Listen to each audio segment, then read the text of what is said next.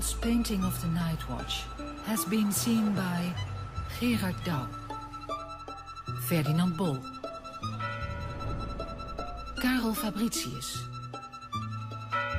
Leendert van Beieren, Jacob van Dorsten, Samuel van Hoogstraat, Abraham Furnerius,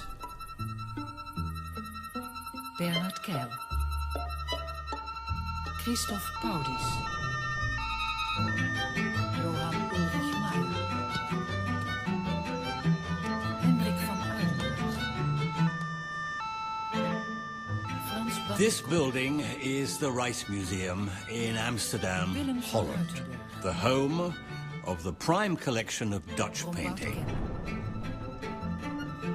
Joris Dirks, Reinier Engelen, Jan Visser,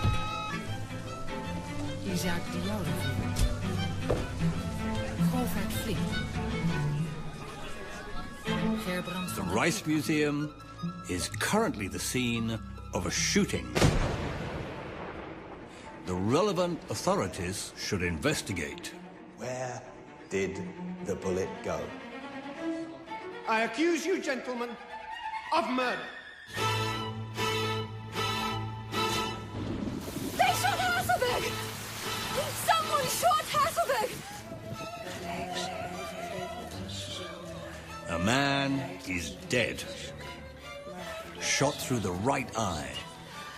His name is Captain Piers Hasselberg, and he commanded the 13th Company of the Amsterdam militia. Who killed him? In what circumstances? Is it murder? And if it was, who were the killers? What was the motive? What is the evidence? Who are the suspects? There are a large number of participants in this drama. Soldiers, officers, merchants, traders, painters, lovers, wives, mistresses, servants, orphans, children. What are their connections to the murder? What are their relationships to the murdered man? Where is it best to start our investigation?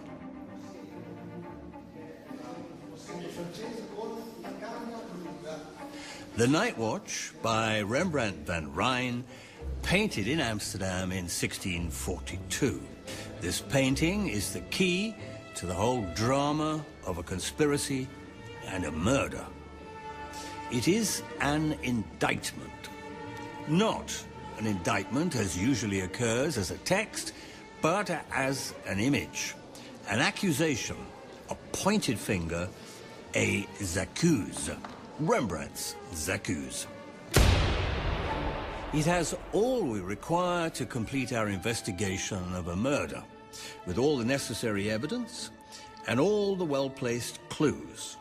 It is painted by an ironic, critical, even angry and accusing Rembrandt, who is, by turns, investigator, detective, and prosecutor. Fashions in art change every generation. In this year, 2008, Rembrandt's painting of the Nightwatch can be considered as the fourth most celebrated painting in the Western world. The first is undoubtedly the Mona Lisa by Leonardo da Vinci. The second is The Last Supper, also by Leonardo. The third is the painted ceiling of the Sistine Chapel by Michelangelo. And the fourth is The Nightwatch by Rembrandt.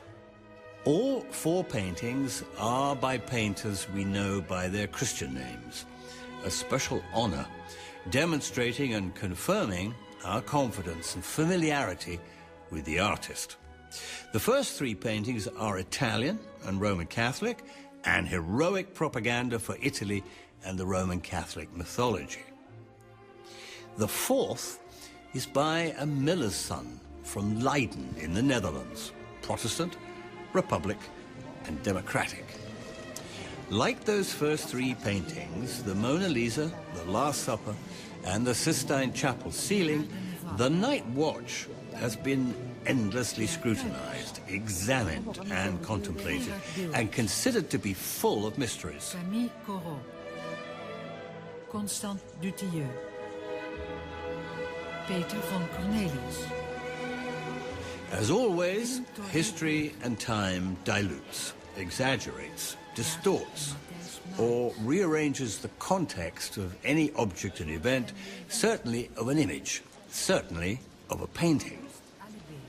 Certainly of those significant benchmark paintings that have highlighted the ways we've been encouraged to look at the world, that have fashioned our viewpoints.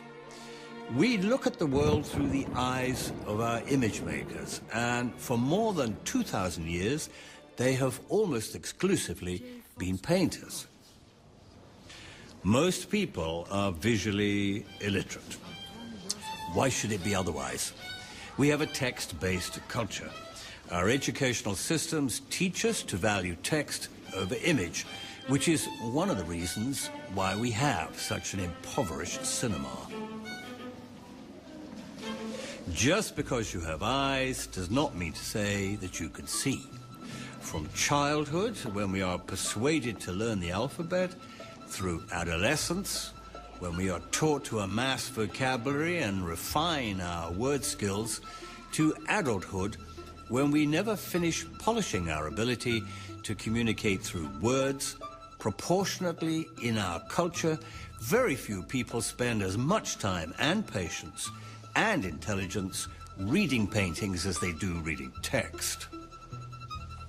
Our sophistications of communication are text-based in the spoken and the written word, and as a consequence, by comparison, the interpretation of the manufactured image in our culture is undernourished, ill-informed, and impoverished. Is what we see really what we see? Or do we see only what we want to see? It has been said that the image always has the last word, which is a very witty thing to say in any language, but has it really been true? After all, the word is also an image. And indeed, we receive that statement as text and not as an image. Most paintings, except for those seen in churches, were simply not seen in public until the creation of public museums in the middle of the 19th century. The Nightwatch, unusually, has been on very public display from the moment the varnish was dry. This painting went on display immediately. It was on the wall in the militia headquarters within days of being finished. Many people came to see it, talk about it, comment on it. Its unveiling had been advertised well beforehand. Amongst thousands and thousands of viewers for a period of over 3.5 centuries, this Rembrandt painting has been looked at by the articulate and the knowledgeable and the visually trained and the visually literate. And this body of the curious have repeatedly asked questions about it. It is said that it contains many mysteries which have failed to be answered in a fully satisfactory way, individually or together, until, that is, we see the painting in a special way, and that special way is to look at it as an accusation, as a j'accuse, an indictment of conspiracy and murder. We will consider 30 of these possible 50 Nightwatch mysteries and demonstrate their interconnected significances. 30 mysteries plus one more, 30 plus 1. And the 31st mystery is perhaps the most significant because it sets up the reasons for all the other 30. For this painting marked both the height of Rembrandt's talent, his audacity, his ambition, maybe of his bombast, his overreaching self-esteem, perhaps even of his very self-indulgent arrogance. But this painting also marked, perhaps because of those characteristics, his David challenge to the contemporary Goliaths. the start of his fall from popularity, prosperity, and contemporary fame into penury, insolvency, and disregard. What is the painting all about? What is the nature of the presentation of this image? What indeed is the content of this painting, called by us, but not by Rembrandt or his contemporaries, the Nightwatch? The precedent is a long tradition, maybe over 100 years long, going back to at least the 1530s, and it is the particularly Dutch genre of the group military portrait. The Dutch provinces, seeking their independence from the Habsburg Empire, were involved in a long, drawn-out guerrilla warfare with their Spanish masters in Madrid.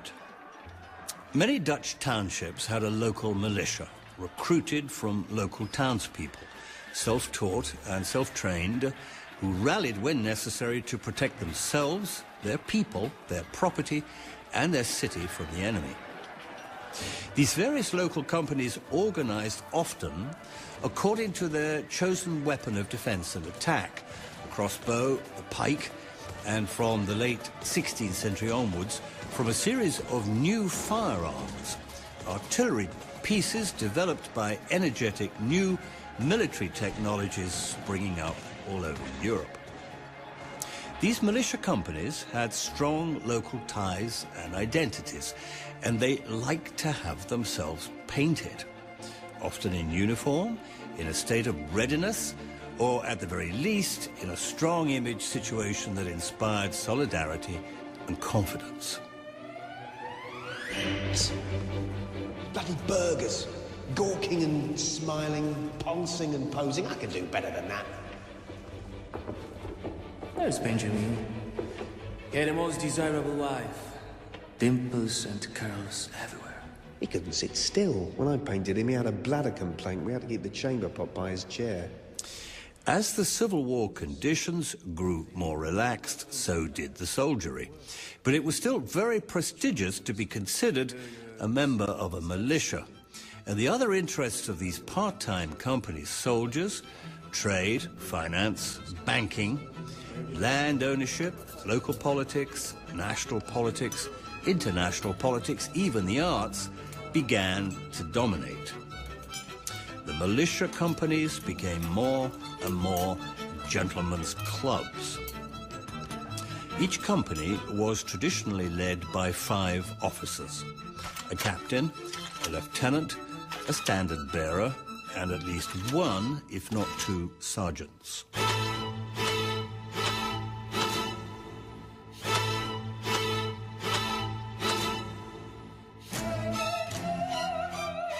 The militia paintings, whether painted by the local artist or by the celebrated and accomplished masters, over the years developed a format of rows of identifiable portraits, all full frontal, faces to the viewer, exhibiting their wealth and status.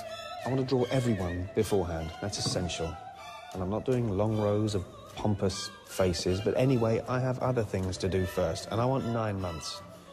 Human gestation period. If it takes that long to make a baby, it will certainly take that long to make a painted army. Rembrandt, commissioned by the Amsterdam militia of the early 1640s, chose to break with that tradition. Given that the genre is the military group portrait, what is Rembrandt's version of this genre all about? Is it a record of historical fact? Is it what is called a history painting? Is it a documentary truth? Is it a fictional reconstruction? Is it a photographic still? Is it an actuality, a tableau vivant, a frozen film frame? The Nightwatch could seek an explanation through all these possibilities, but most importantly, it has to be seen as a painted piece of theatre. Oh, desperate deed! I will bestow on thee the reward of thy treachery. Thou wanton! Blacker than the vilest pit of hell! Think'st thou self an innocent? Think'st thou self chaste? I had rather prove thee what I know thou art. A whore! Witness thus the reward of dishonor. It is a theatrical exposition, a reconstructed theatrical drama into which Rembrandt has scrupulously painted an indictment of guilt in paint. Your painting, Rembrandt, is a pretense, a fakery, a cheat, a dishonesty, full of impossible contradictions, unworthy of a truly intelligent man. Apart from all the other infelicities that demonstrate you did not fulfill the task asked of you, your painting, Rembrandt, is dishonest. So much so that this is not a painting at all.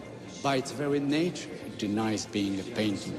It is a work of the theater. And if it is a carefully choreographed representation of a piece of stage theatre, we should view it as such.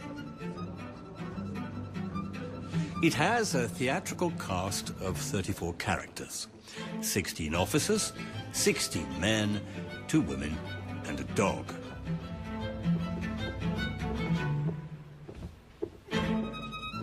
All the characters are self-consciously costumed, as is characteristic of a theatre play. You have made a frozen moment of theater. You have stopped a costume play in action.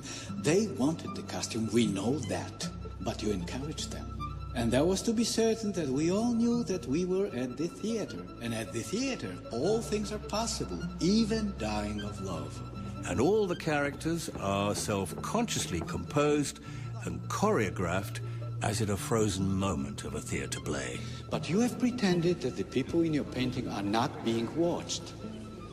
Which is the definition of an actor? An actor is a person who has been trained to pretend he is not being watched. So, all the people in your paintings are all actors? Not real people at all?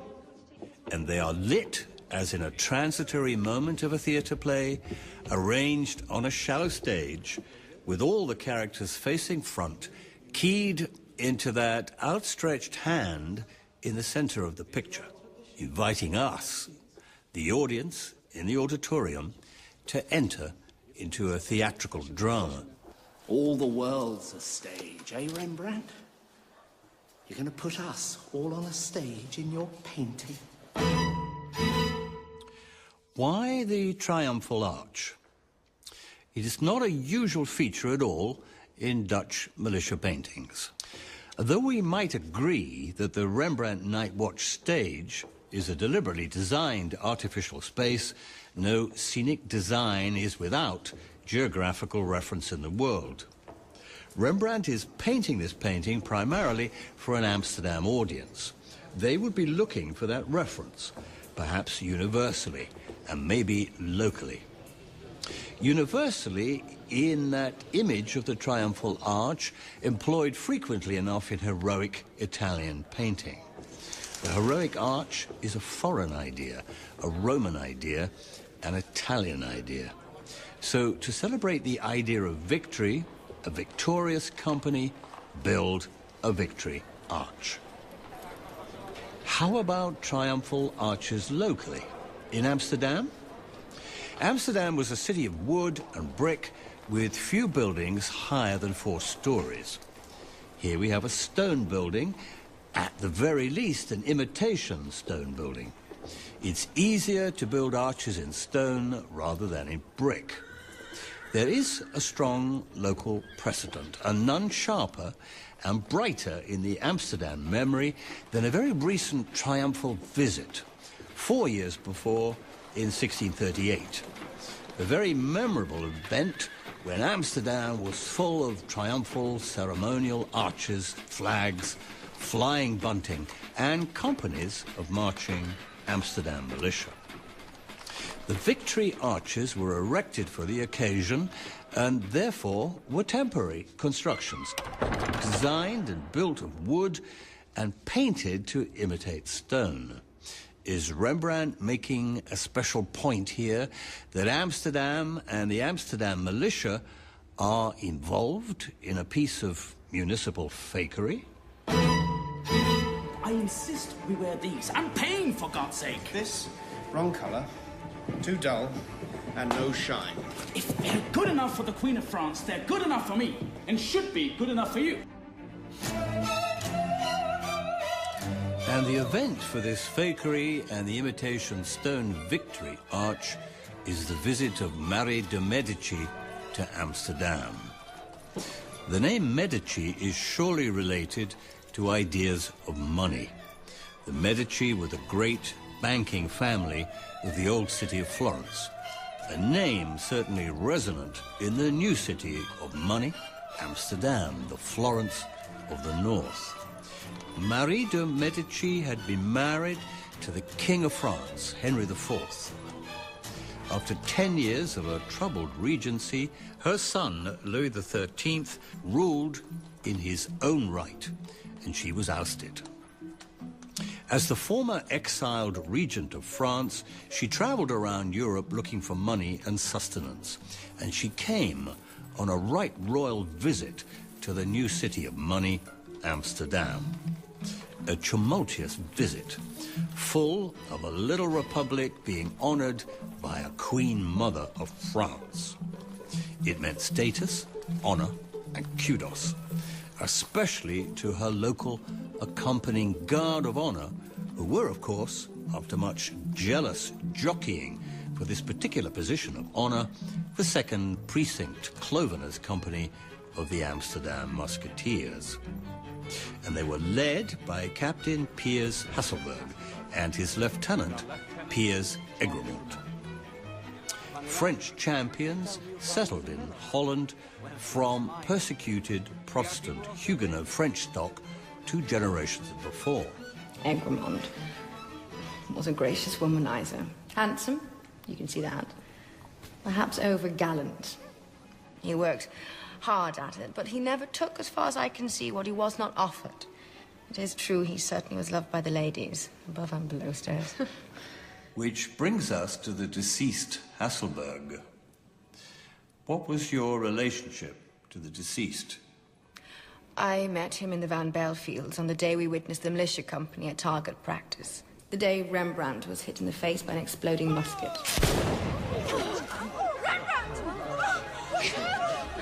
And the last time I saw him, if you don't count his corpse at his funeral, was in our house when Rembrandt was thinking of painting a nativity with Titus as Christ child.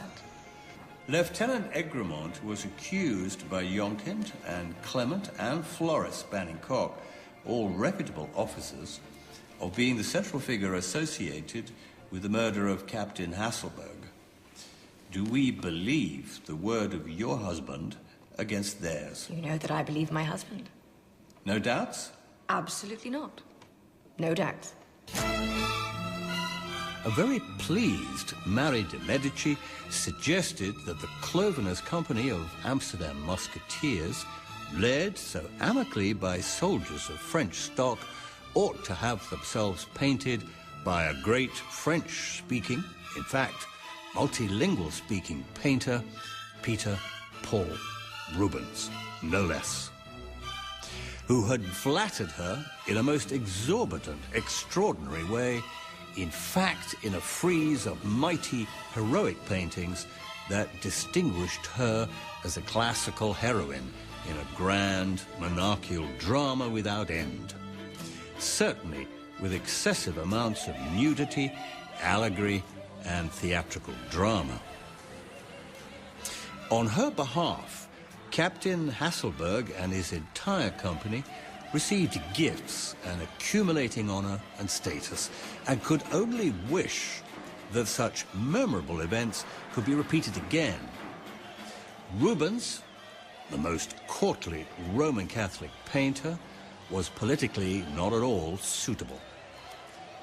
The mystery of why, when, and how the Nightwatch is as it is can be put down to Marie de Medici's championship of Rubens. What Roman Catholic Flemish Rubens could do heroically for France, Protestant Dutch Rembrandt might well do heroically for Holland.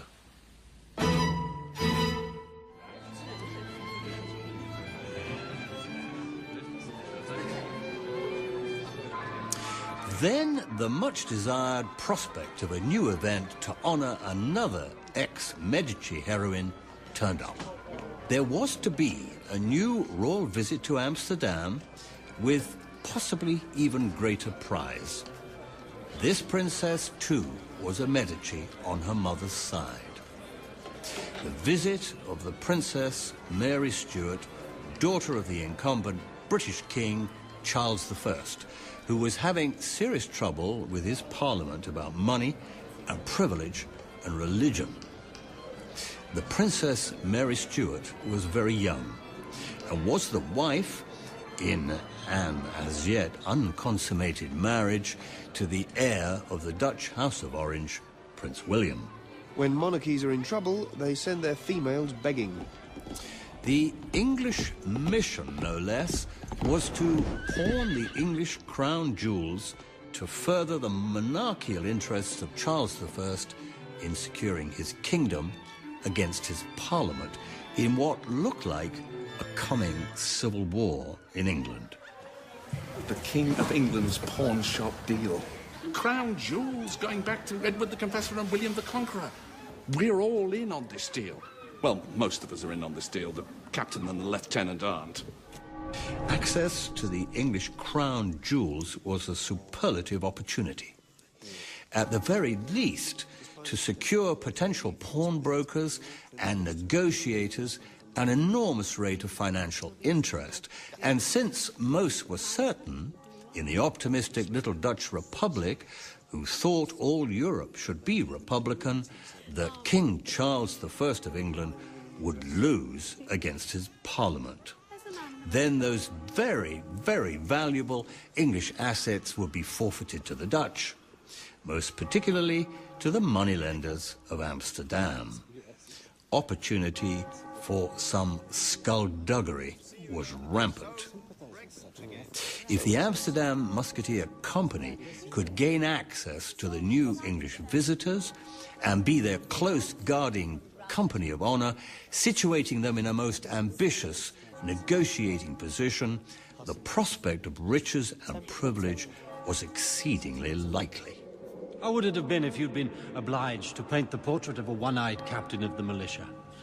Lying on his back, in a coffin, dressed like a grandmother in bed?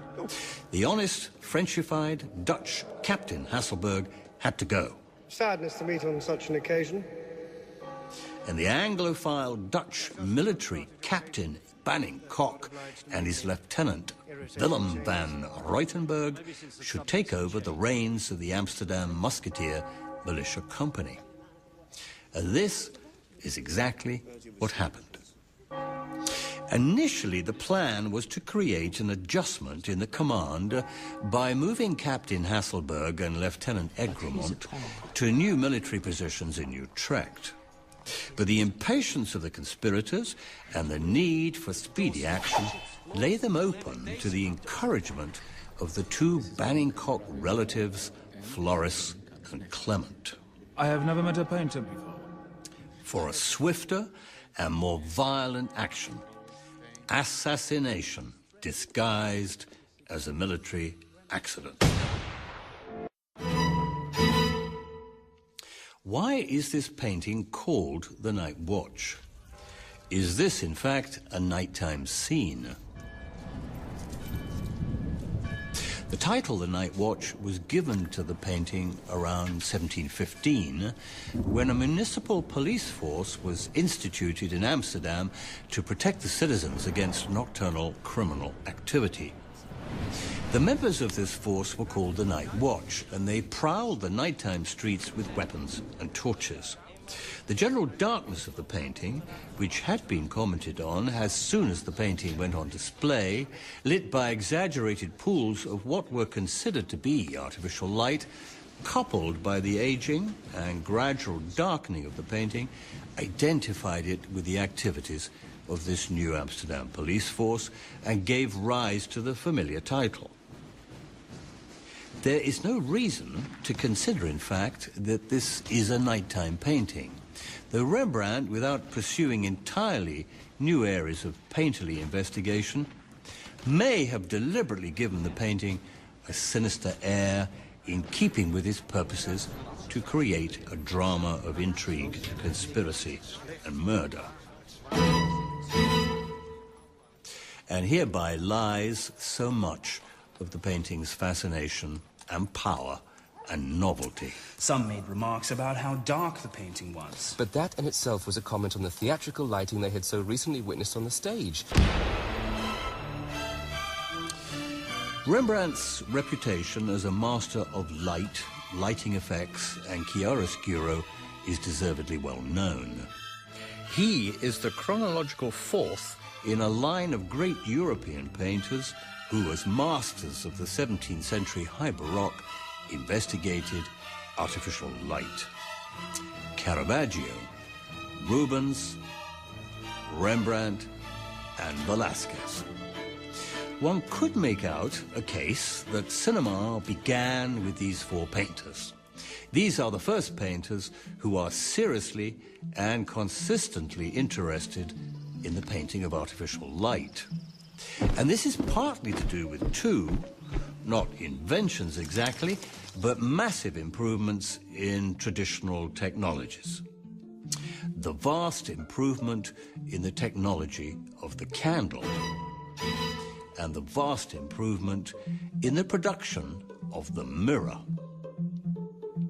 The candle and the mirror could be a poetic description of cinema, out of darkness into the light.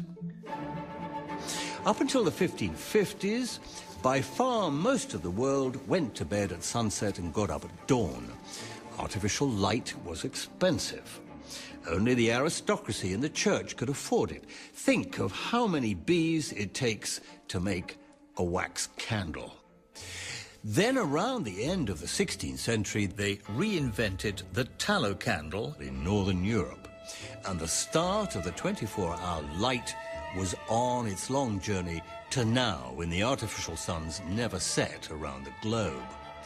Daylight, and therefore curiously time itself, expanded. The new artificial light could be afforded by the bourgeoisie, even the richer proletariat. The refined tallow candles were smoky, smelly, did not last very long. The wicks constantly needed trimming, but the passage from the supper table to the bed, because there probably wasn't a place called a bedroom, could be essayed without any more stubbing your toe in the dark. You could see one another when you undressed. You could see the shadows and the glooms. You could, in fact, create them, engineering the highlights and the half-lights. And painters did just that. A whole new visible world opened up, and painters of talent and repute exploited that world to the full. And this is exactly what Rembrandt does in the Nightwatch. Multiple light sources, the possibility of more than one sun in the sky, manipulating the shadows and reflections, the light bounce and the highlights. If you trace back light sources, you're going to be disappointed if you want solar logic. But that is a painter's license. And we give it to them freely if we want drama and excitement and fantasy and magic. It's so goddamn dark you can't see anything anyway. Bring on some candles. You're trying to be Italian on this, are you, Rembrandt? A great deal of this painterly magic was Italian. All self-respecting Dutch painters, sooner or later, went to Italy to look, study, and learn, and also to acquire a necessary aura of painterly authentication. And if you haven't been to Italy, what the do you know about Italian paintings anyway? Rembrandt certainly respected, copied, admired, and emulated the painters of Italy, but he never went there. In reply to the taunts of being a provincial stay-at-home, he replied, "Why should I go to Italy if Italy can come to me?" Which has, in the computer information age, a very modern ring. But whereas our accessibility is available at the push of a computer button, his was possible via the print trade. And the print trade in Italian masters was blooming, making Italian painting familiar all over Northern Europe in the print markets of Antwerp, Utrecht, Rotterdam and Amsterdam. The Nightwatch is a history painting in the grand Italian tradition. Why? Well, certainly to attain for it a credence, a regard for status in the grand manner, but not necessarily to admire that tradition, but to mock it. Are you being satirical, von Reiner? Is this a satire? Here is his abduction of Persephone, surely an image of some satirical intention. And his abduction of Europa, where the event is deliberately trivialized in the presence of silly women who can only scream. Here is his Diana and Actaeon, combined with the discovery of Callisto's pregnancy. He's mocking the whole rather silly sexual drama of the original stories. Women seen naked by a trespassing male revengefully turn him into a stag who's pulled down by his dogs. Woman discovered to be adulterously pregnant by virgins in the service of Diana. These are two classical stories of dubious, legitimized voyeurism, the nature of their dubious legitimization mocked by Rembrandt by numerous wry observations. And here is the boy Ganymede, abducted by Jupiter, disguised as an eagle, to become a catamite on Mount Olympus. Drawing much excessive attention to buttocks and penis, but then satirizing the sexual desire with a very young age, the bawling, screwed-up, ugly face, the dribbling urine, and the whole general indignity. Desire flies away, and those who have such desires are mocked. Satire and mockery in the Rembrandt armory is not new, and he uses them again in the Nightwatch. There is another and further Italian point to be made. Italy in the 16th and 17th century is the land of sudden treachery, vicious assassination, profound betrayal, spiteful revenge, and political violence. I accuse you, gentlemen, of murder. North European playwrights, like Shakespeare and Webster, set their dramas of treachery and revenge in Verona, Venice, Florence, Malfi, and Rome. Rembrandt, satirically pastiching the Italian style and manner of picture-making in his endeavor to demonstrate treachery and conspiracy and murder in Holland, is suggesting that Amsterdam has adopted the Italian politics of sudden assassination. And a republic tempered by assassination is not the Dutch way. We do not assassinate like this, like Italians, like Romans. Or do we? Will we? And if Holland has not already accomplished that, as he believes, with the murder of Hasselberg, will it become a Dutch habit?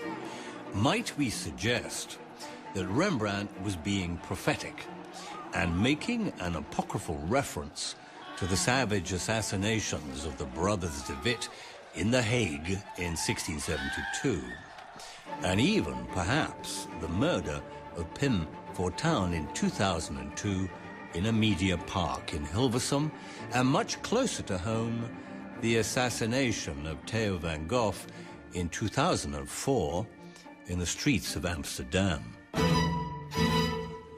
Rembrandt may have received the commission in late 1640 in association with Captain Hasselberg and his Lieutenant Egremont, brokered, most certainly, by Rembrandt's dealer, Hendrik Ullenberg.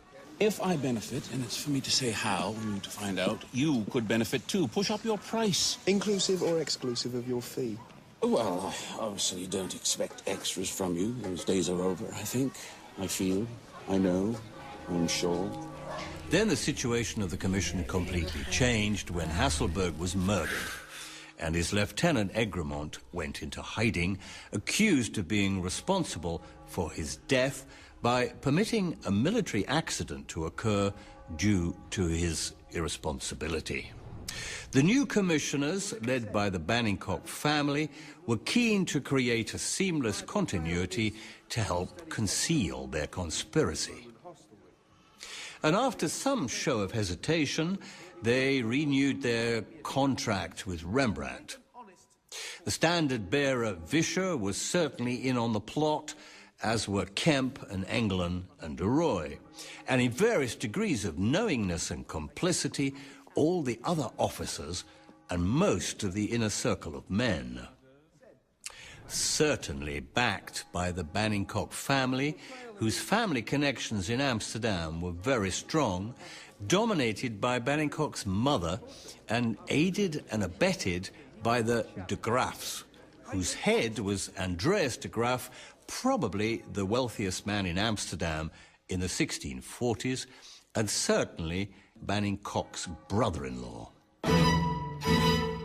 We want to ask you of your relationship to the 7 major personalities accused. Captain Franz Bannincock, Lord of Permeland, Lieutenant Reutenberg, Lord of Vlaardingen, Sergeant Deacon Rombert Kemp, Sergeant Engelen, Standard-bearer Vischer, Firing Master Martin Gale, and Ensign Horatio Aiken. My husband was certain that everyone in the painting stands accused. We will keep the accusations presently to those named, if we may. Captain Franz Bannincock. Through my cousin, Hendrik van Ulenberg, I met Bannincock's servant Joachim, who paid me 50 guilders, half the fee for Bannincock's full-length portrait in the militia painting. I've spoken the slightest pleasantries with him on only 3 occasions, when he came to our house in the Breedstraat for portrait sittings. Bannincock, Lord of Permeland, was not a lord in his own right, or through his own inheritance, but was a lord by marriage.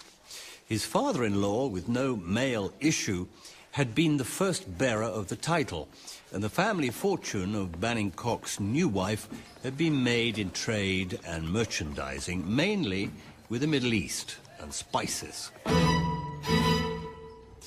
Bannincock is the man in black. Why is he dressed in black? Red sash, I think. And the black suit. That's it. Good. And I think we'll have a gesture. I think. A gesture, like a Roman officer. Not Greek. Mm-hmm. There. There. And the... That's it. Flat sole shoes. This, I think. Oh. And the man in black. Satan.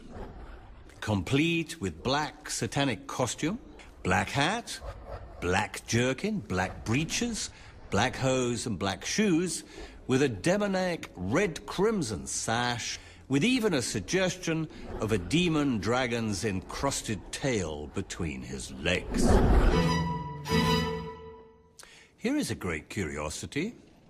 The painting is dominated by the 2 figures of Bannincock and Reutenberg, friends, companions in arms, captain and lieutenant, both titled.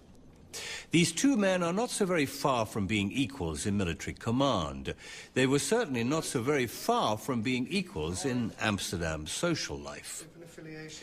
Bannincock is painted tall enough. Yes, the English say the Dutch are getting taller all the time.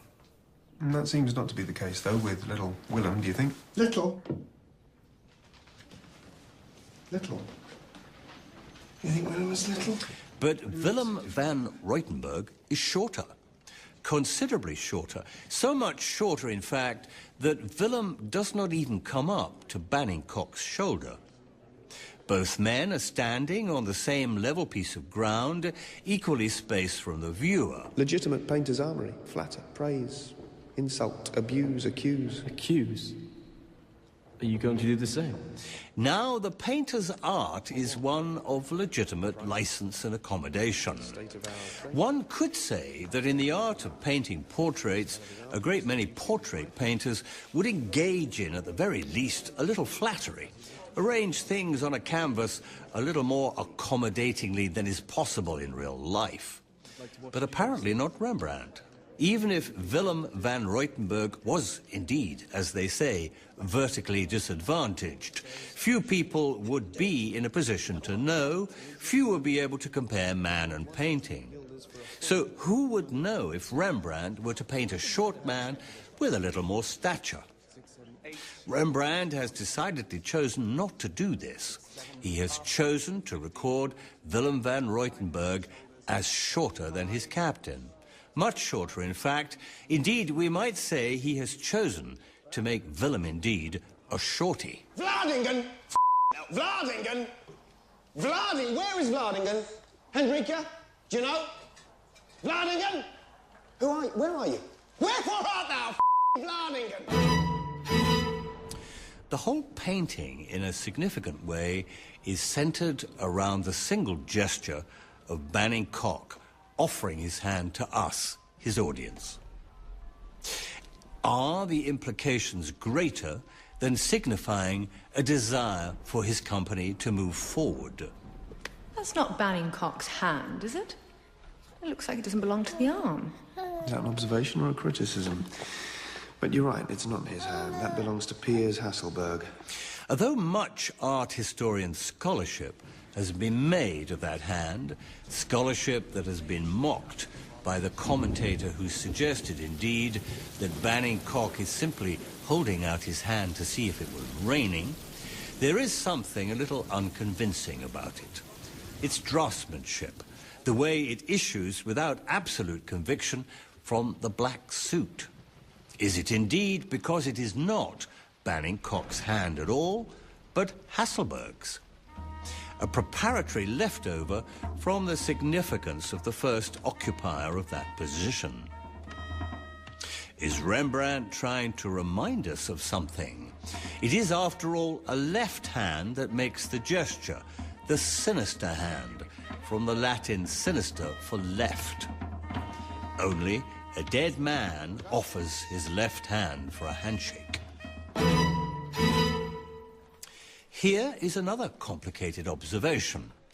Whilst Banning Cocq offers his left hand to us, the audience, and has a gloved right hand, the glove he carries so gingerly in his right gloved hand, as though it might be something very unpleasant, is not a left-handed glove, as you should imagine to think it ought to be, but a right-handed glove.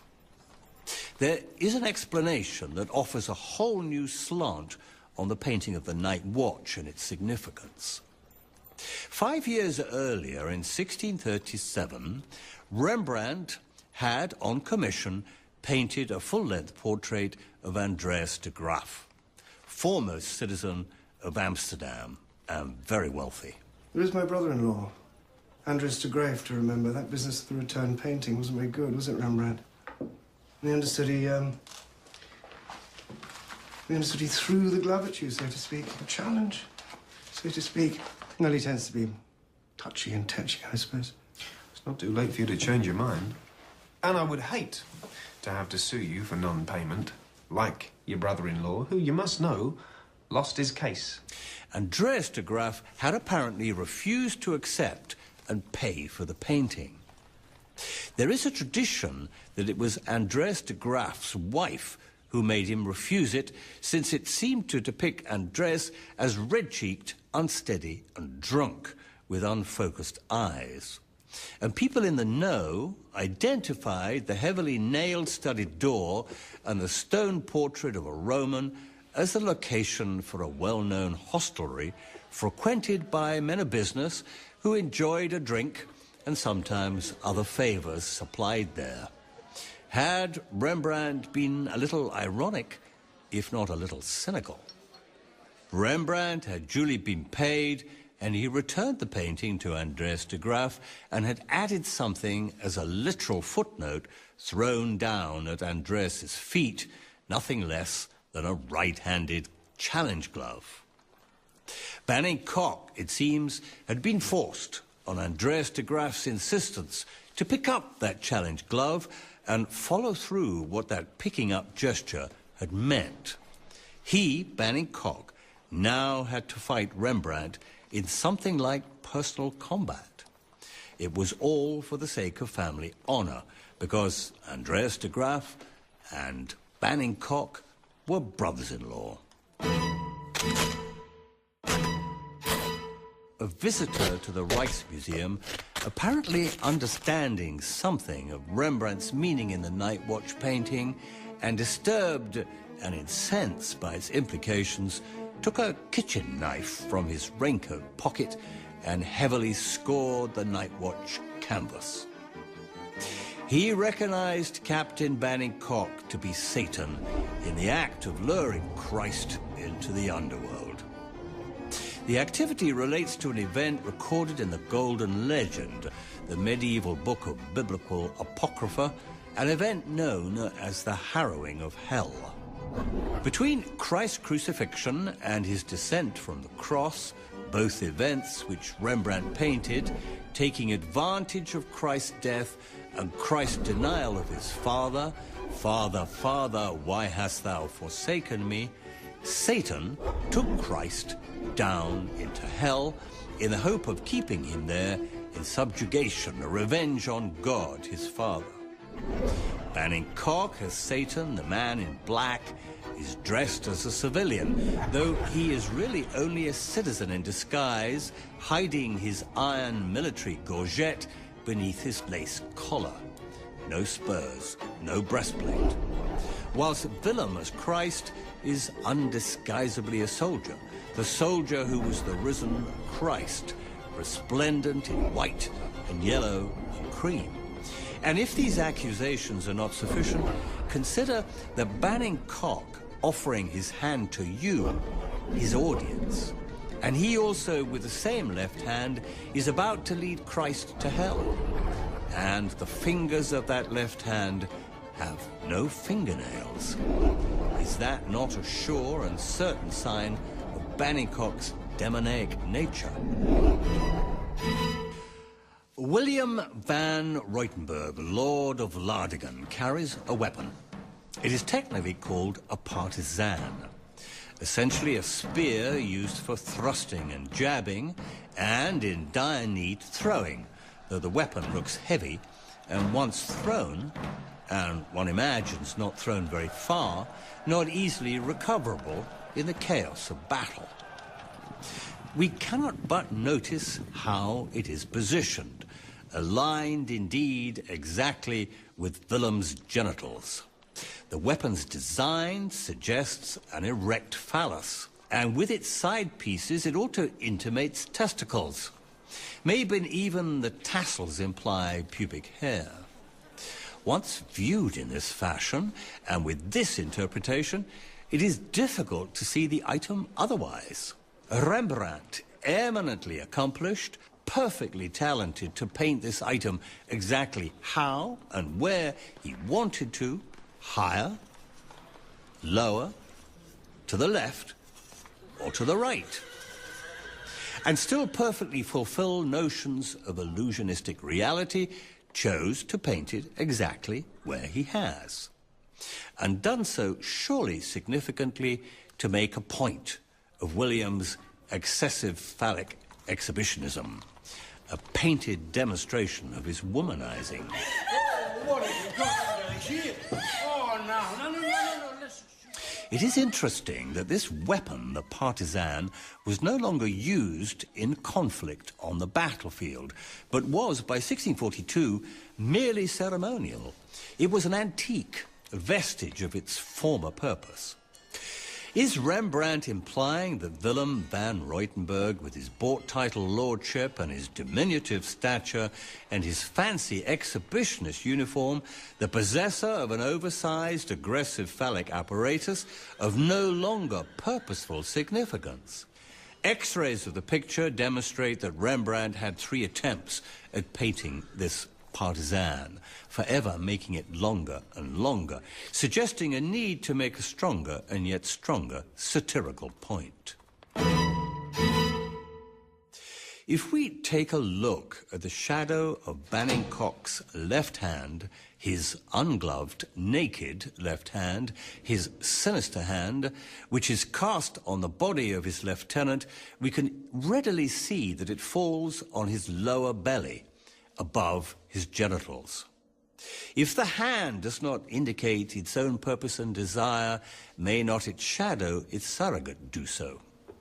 Is this a comment by Rembrandt of Banning Cock's homosexual desire for his companion? And indeed, is the significance of the size, shape, and position of Van Ruytenberg's partisan a painted demonstration of Van Ruytenberg's return anatomical response to Banning Cock's desire? With either reading, Rembrandt's desire to denigrate the pair cannot go unnoticed. Company forward! Lead out the men! Much has been made of Rembrandt's ability in the medium of the visual to suggest the medium of sound. In a commissioned painting Rembrandt completed 2 years before the Nightwatch of a double portrait of the Mennonite preacher Cornelis Anslo and his wife, he drew a special attention to the celebrated powers of the preacher to excite and move his listeners by preaching, making manifest the spoken word, moving his audience by his oratory. This ability and its relevant celebrated reputation is advertised in this painting to draw our attention to what we can supposedly hear. Paintings are normally silent. However, we can give this painting, this picture, this image, sound.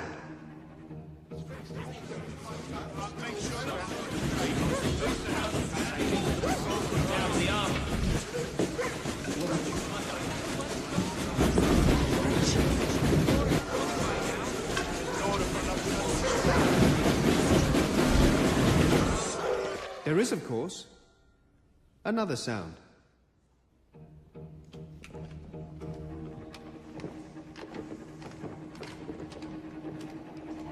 There is a purpose in all this, relevant to his depiction of conspiracy and murder.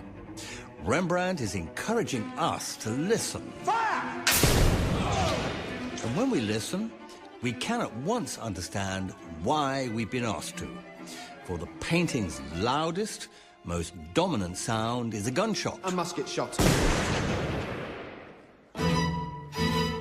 There is much to suggest that Rembrandt was satirizing the military pretensions of his would-be burgher soldiers. Apparently, I'm not supposed to show the enemy how to load and fire the new muskets. So, I'm painting the muskets upside down. For 3 of his musketeers, Rembrandt took as a model 3 prints published in an illustrated military gazette called The Exercise of Arms, reckoned to be one of the most famous books of the whole 17th century, a handbook of weapons and artillery that had been around since 1607, though the original drawings had been completed in 1597 and the book's publication delayed due to fears of national security lest the enemy learn too many Dutch military secrets. Thus, the quoted illustrations would be very well known, especially to aspiring soldiers of the Amsterdam burgher militia companies. Quoting such a source, Rembrandt would be making several points to the Nightwatch Banning Cocks and their comrades. He would be telling them that his research into their business was serious, and reminding them of the illustrious past of the Amsterdam militia, and commentating on their ability to live up to such standards. How about this third man? The man who pulls the trigger that fires the musket that kills Hasselberg. The shooter. The man whose face, and therefore identity, is concealed. And fire. So you see, You see that without a musket stand, the aimer is in full control of the trajectory of the bullet. So, in order for this to work, the aimer, let's say Gale or Yonkin, has to be in close association with the lieutenant who shouts the orders to fire. Someone shot Hasselberg in the eye. They shot him through the right eye, into his brain. He's dead! Who is this soldier with the concealed face we are not supposed to see? By his stature, he's young, an adolescent, well-dressed, well-turned out, a novice with ambitions to become a perfect soldier, a perfect musketeer. And Ensign Horatio Aiken. If I had heard about him, I never remembered who he was. Apart from the figure in the painting, the adolescent with a smart uniform, a brass helmet and oak leaves attached. No face, and therefore impossible to know who he was by seeing his visual identity. Which was Rembrandt's whole point. So many portrait faces in that painting that not to paint a portrait face was a comment in itself. Something we were immediately drawn to. His proximity in the painting to the other two young people suggests he might identify with them. Fired by a 12-year-old boy too young to be a soldier. Well, it could be Horatio Aiken. He's from the orphanage. He was out that afternoon shooting, the afternoon it was pouring with rain. And Marita said he came back wringing wet and shivering and wouldn't talk. Then Dirk came in later and told everyone that Hasselberg was dead. And Horatio told him to shut up and then locked himself in the privy. The boy was an innocent drawn into the affair. The dupe who pulled the trigger. The innocent, ignorant trigger puller, hardly to be blamed. Even by the most persistent and the most cynical. We cannot blame Horatio. He was planted. The plotters know who he is, and now I can show so do we. We can include him in the picture, not by using his face, but by using his name. Horatio Aiken. Oak. Oak leaves. What of Yonkind, the so-called aimer, placed as a co-conspirator by Rembrandt in the middle of the major conspirators Banning Koch and Willem van Ruytenberg, the three of them making a guilty triangle? What is that gesture of the gloved hand? The only gesture that recognizes that anyone, in fact, in the whole painting ever heard or observed or considered that fearful musket shot with the flaming powder bursting forth from the barrel. Surely it is a hand action that is, or has just, a half a second ago, been aiming the direction of the barrel of that musket. Fire. Clear. You've forgotten the order to aim. Who's doing the aiming? Well, surely the shooter aims his own musket, no? You would have thought so. Not without a musket stand. So, what have we been describing? The two major conspirators, Banning Koch and van Ruytenberg, have set up a situation for a supposed military accident, where Yonkin, in the absence of the Lieutenant Egremont, who would be responsible for giving any firing orders, tips the barrel of the musket fired by the blackmailed novice Horatio Aiken to kill Captain Hasselberg with a bullet through the right eye. There are two women in this painting. What are they doing there in a crowd of 32 men and a dog? The first female is visually unavoidable, brightly illuminated, dressed in a glowing yellow dress. Her head caught in a direct light, her dark pupils contrasting with the pale white and pink of her face. Far less clearly, in fact, so much far less clearly, the very ambiguity might seem to draw attention to itself, is a companion. She can certainly be made out if you look closely. There's a right ear, blonde hair, and a blue dress. Enough painted evidence to presume we're looking at a female. This might not be such a strange observation, considering some have thought that the girl in the yellow dress is, in fact, a male dwarf. Some have certainly doubted this creature to be female at all, finding her indeed first ugly and then old. How old is open to question. I'm 9 now. Well, 9 going on 10. Perhaps 11. I could be 12. Maybe even older. Horatio says that's what excites them. Am I a woman or am I still a girl? What do you think?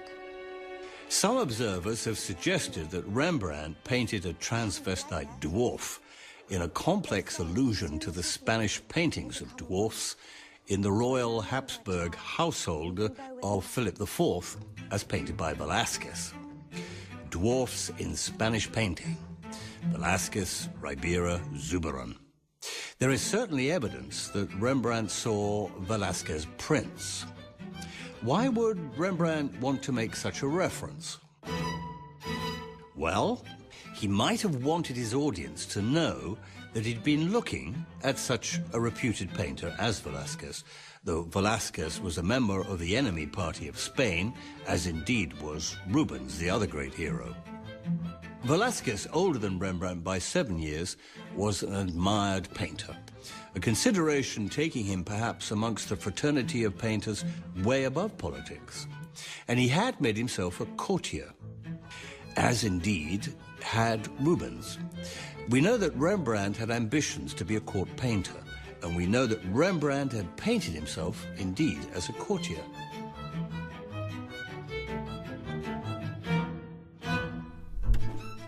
Was this another demonstration of the proof he could paint anything, if it was indeed to be asked of him?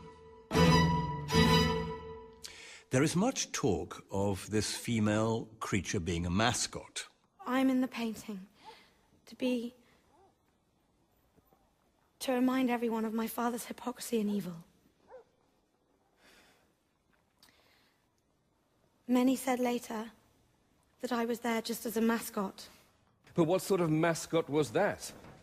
There's absolutely no precedent in over 50 previous Dutch militia paintings of there ever being a mascot present. No young females, no goats, monkeys, rabbits, no mascot that might remotely be familiar, for example, from any football team. These two females boldly, even accusingly painted incongruously in a body of tall men and walking, if not running, in a contrary direction to everyone else, are part of Rembrandt's accusation.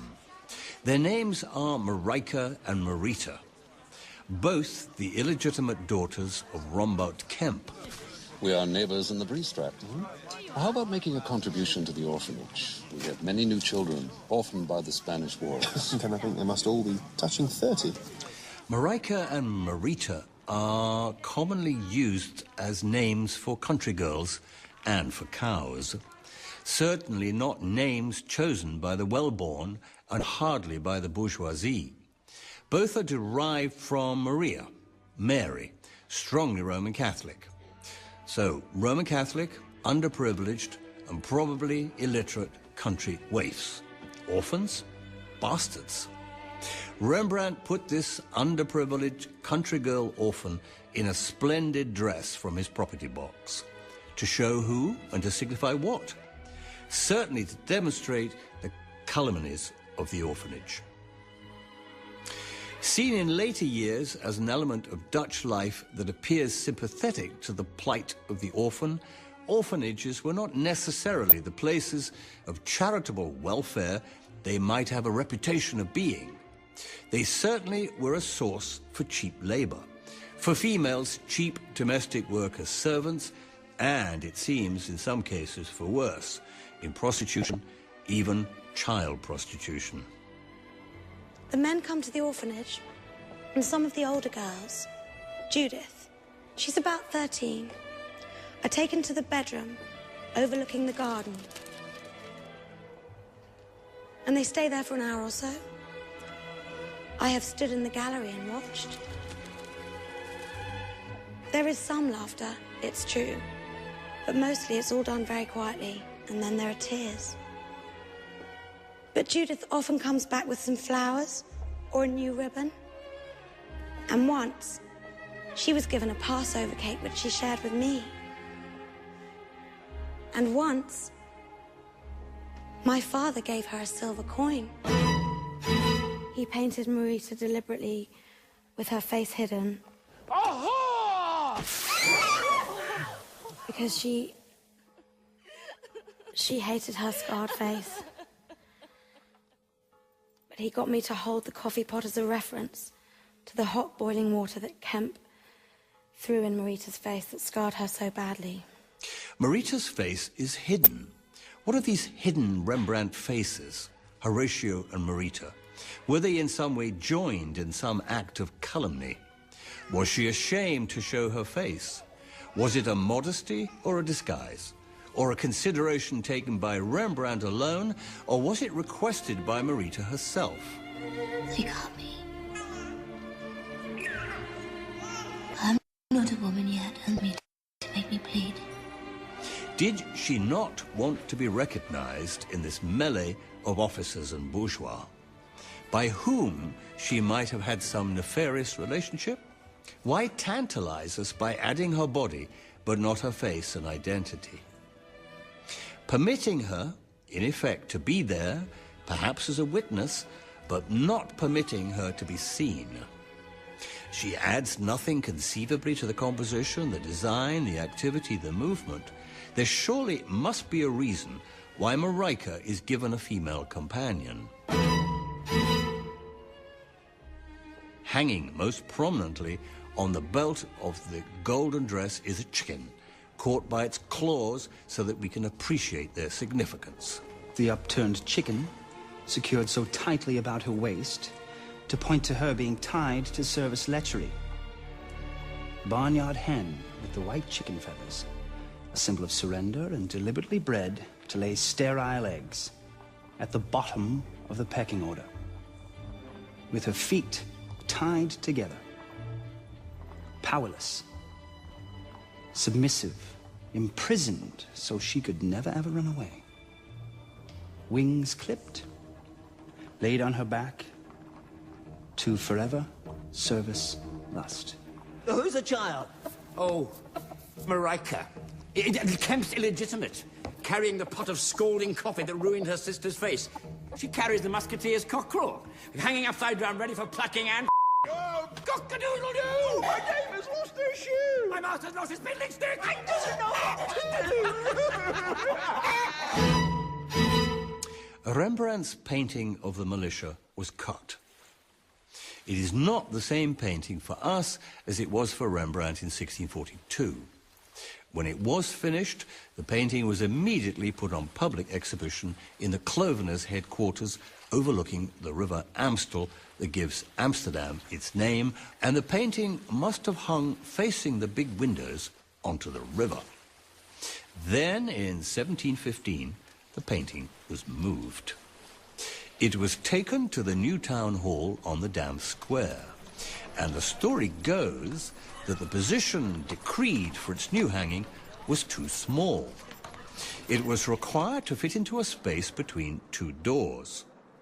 No especial disrespect was intended, but it was indeed cut down to fit.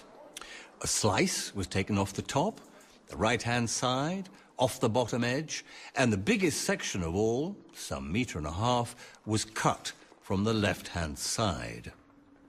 It is true that those who do not know of this event are not so especially underprivileged, but when you examine the painting closely, you can understand that something serious has happened to the original composition, which was carefully arranged and balanced to dramatize the accusation.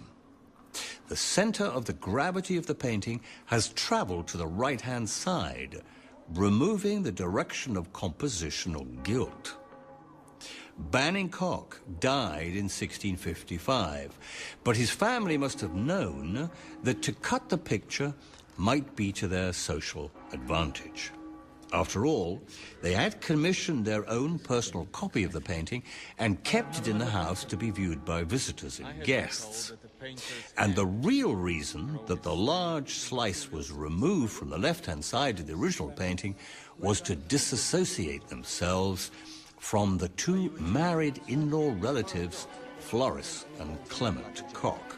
No lice, no dogs, no crabs, no peepers. For it was they, indeed, who had introduced extreme violence into the conspiracy to remove Captain Hasselberg. It was these two had suggested murder by shooting, disguised as a military accident, to move the impediment to the Banning Kochs from taking over the Amsterdam Company of Musketeers. Association with these two bad sheep of the family was not at all desirable. They had to go, and they were cut out of the frame, cut out of the picture. They disappeared into the gloomy vastnesses of history. They disappeared with a separated canvas which has never been found. Here I am in my splendid uniform as an important member of this important club. I look at you and you look at me. I'm watching you and you're watching me. It has been said that the only true thing the cinema ever invented was the glance. Eye contact and the plethora of significances we can communicate with such a huge vocabulary of stares, winks and nods, blinks, smirks, smiles, grins, frowns, grimaces, and all the in-between stages and all the transitional ways of moving from one subtle glance to another underpin the multiplicitous ways of communicating subtle meaning. But not so with Rembrandt, at least not so in the Nightwatch. Are we not seeing here in the Nightwatch a self-conscious, deliberate wish not to make such engagements? Partly from an antipathy towards the characters he met and drew and knew, and partly so that we would make no identification by emotional transference. Kemp ought to be castrated, the hypocritical, lecherous old wolf. Well, apparently, he's using the orphanage as a child brothel. Engelen should be booted out of the Kirchmörsel. He's buying houses in the Jordan and then burning them down again to claim the insurance. Vischer. He's gone into tobacco after saying he wouldn't and forcing down the price. These almost expressionless faces in the Nightwatch tell us virtually nothing about inner feeling, emotion. Does Banning Koch, with his ragged, untrimmed moustache, look blank and out to lunch? Does little Willem look foxy? But what about Riker, Joritz, Gale, Kemp, de Roy? Well, yes, de Roy. Of the 34 people in the painting, he is one of the two people who are looking at us, straight at us. And the other is Rembrandt himself. All the people in your paintings are all actors, not real people at all.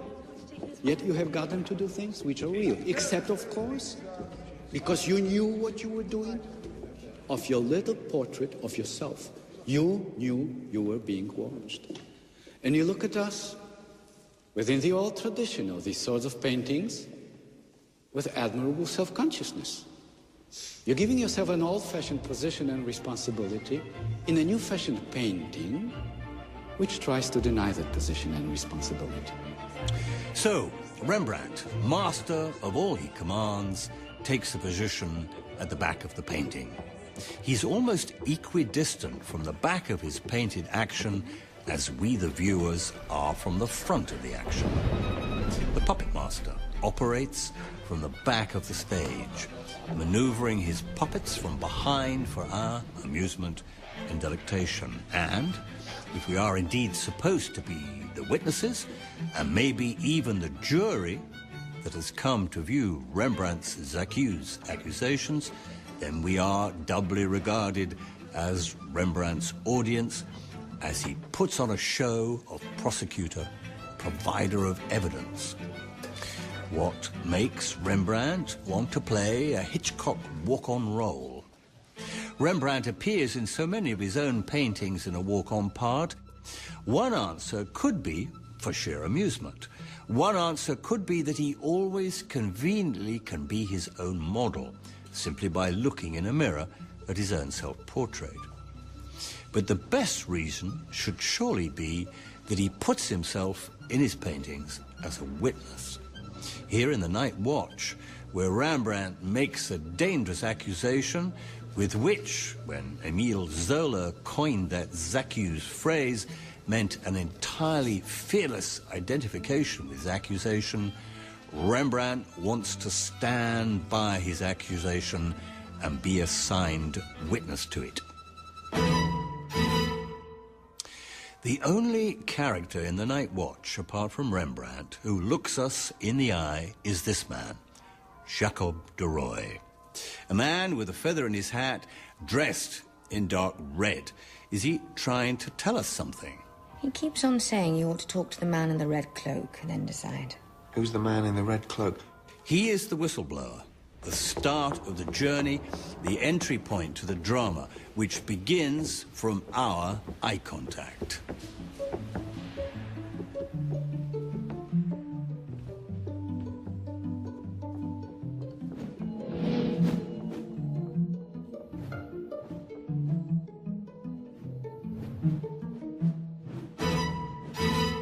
His eyes to our eyes. Eyes for the business of seeing and looking, which is Rembrandt's business. The key to reading the painting as an indictment. De Roy, etymologically, the king, and if you're a chess player, the Red King. Look at de Roy's face and see him related to the pointing hand of Rembrandt Kemp. Follow Kemp's pointing index finger to the conspirators and unravel the plot. He must surely be our major witness.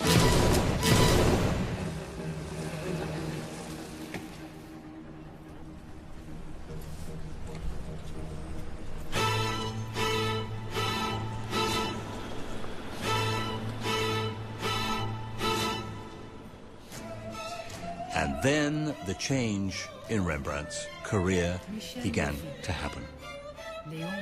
The people who had once provided the backbone to his good fortune and prosperity by commissioning portraits of themselves and their wives and their relatives began to fall away. The characteristic ebullient verve and dash and grand gesture of the large painting evaporated. With these deprivations, the money situation deteriorated. Debtors began to call in their debts. Mortgage repayments on the expensive house were called in, and Rembrandt, with the assistance of Henrique and his son Titus, began to try to build equivocal financial defenses. Inventing a company that could not touch Rembrandt's remaining assets, but the plans were unsatisfactory, the authorities not sympathetic. Rembrandt had to move to a one-up and two-down suburban house in the Jordan, now a fashionable enough, gentrified, desirable area, but then almost out in the damp fields. There were auctions of property and effects. The large collection of curiosities, prints and paintings had to go. The authorities of the massive new town hall on the Dam Square, which was regarded as a new wonder of the world by the Amsterdammers, commissioned Rembrandt only to withdraw his painting deemed to be unsatisfactory. The revengeful commissioners, settling into the now comfortable little Dutch Republic with its contacts around the world. Wasn't New York originally called New Amsterdam? And wasn't St. Petersburg built out of Peter the Great's Dutch experiences? Had suppressed the threat of Rembrandt's indictment, buried it. Amsterdam, for 3 generations, was the center of the economic life of the Western world. And most of that power was in the hands of the wealthy Amsterdam families, with the likes of the Banningcocks and the de Graeffs and the Tulps and the Sixes, organized through financing and intermarrying in a solid block impermeable to the accusations of a grubby little painter living now in poverty in a West Amsterdam allotment. They had successfully marginalized the one-time great and fashionable painter, squashed his lines of communication with the chattering classes, dried up his networking. And it could be said that the indictment in this painting had been the cause. They closed up the case.